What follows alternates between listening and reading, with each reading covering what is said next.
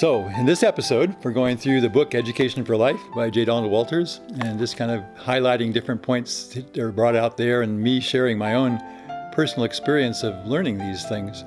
So today we're going to draw on this chapter, the importance to understanding of experience. Again, a lot of education is not experiential. A lot of education is just theoretical. You open up a textbook, you read about it, and then you're supposed to give the answers on a test, and it doesn't have anything to do with real life, which is pretty sad for a lot of students.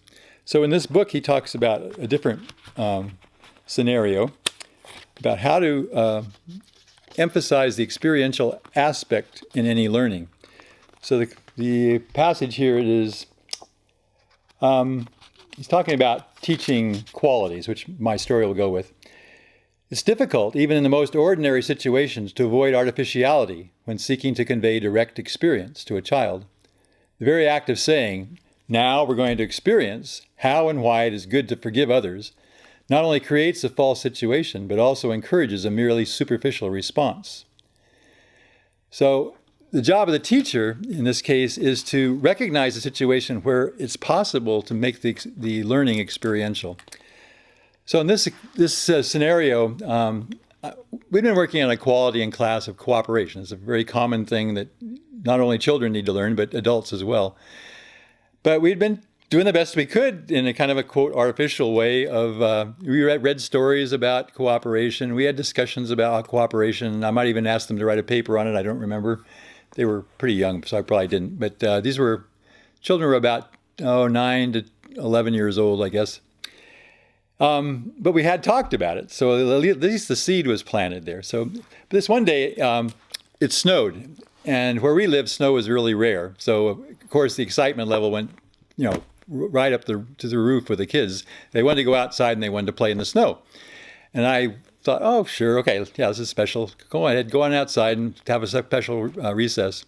So they went outside, and within 3 minutes, probably less, somebody was crying. They got hit in the face with a snowball. Somebody else, got their feelings hurt. Somebody was mad. Somebody was mad at each other, and the whole thing was a mess. It was a complete chaos. They were not having a good time. So I went outside. I said, okay, that's it. Come on back in. So we come back in the room, and I had everybody just sit down and cool out for a while. And then I said, okay, what do you think? And somebody said, can we go out and play in the snow? And I said, no way. I said, you just went out there and it wasn't any, everybody was getting hurt. It wasn't, and they said, well, we'd really like to go out. And then this little light dawned on me and says, oh, this is an opportunity. I said, you know what? I'd be really willing to have you go out if you would promise to me that you would cooperate. You would practice this cooperation we've been talking about. And so everybody was real excited. Yeah. And so I said, okay. So I made it really formal. I took them through each one, had to go through an oath ceremony. I solemnly swear that I'm going to cooperate with my classmates if I go outside. So they went outside, and it was really funny at the first. They were just being super sure to cooperate because they wanted to stay outside. So could I help you pick up that snow? Or could I carry that snow for you? And it was very stilted, of course.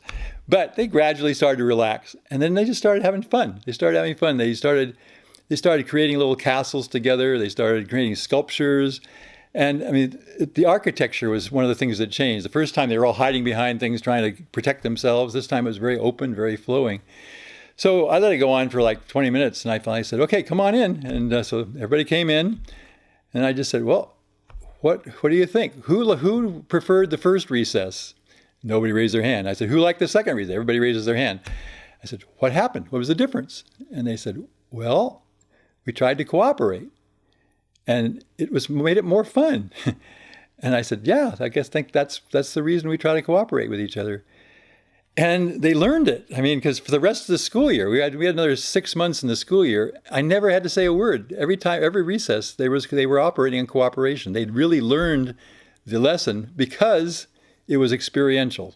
And that was the point that Mr. Walter was trying to get across in that passage in the book.